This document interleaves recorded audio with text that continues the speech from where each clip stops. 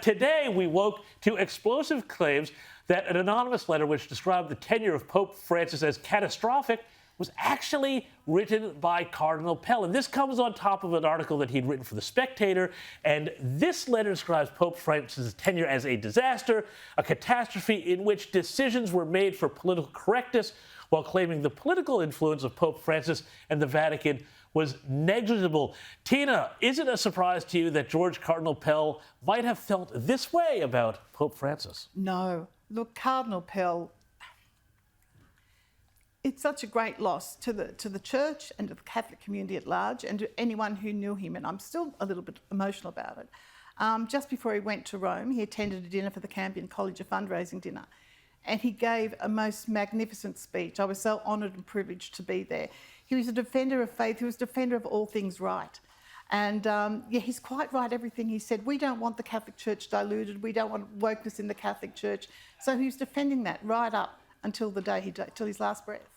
Exactly. And Teena, Prue, what did you make of it all? Well, I think, he's obviously a disruptor. He's a whistleblower and very brave. And I always admired the fact that he found out, he exposed the treachery and with the funds in the Vatican, and the fact that he's now saying that the Catholic Church is in a dire financial position. And then when you look at Francis, the way he's whitewashed the humanity, the human atrocities that are going on in China and around the world.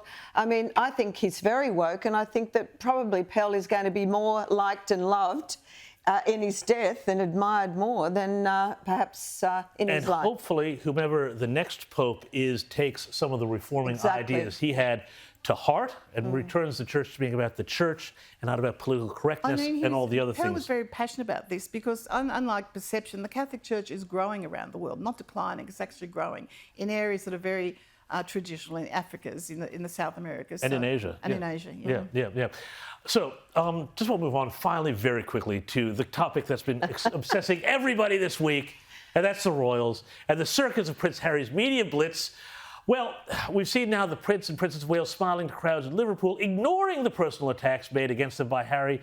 This proves it all, doesn't it? That the best way to get back to Harry is simply just ignore him and act like he doesn't exist? 100%. Keep calm, carry on, ignore it. They've seen that he's quite insignificant, and they've seen that the public's turned on him. So the best thing is to just carry on as usual. Exactly right. And I'll tell you what, I actually bought the book today. I felt so dirty going into the bookshop and buying it.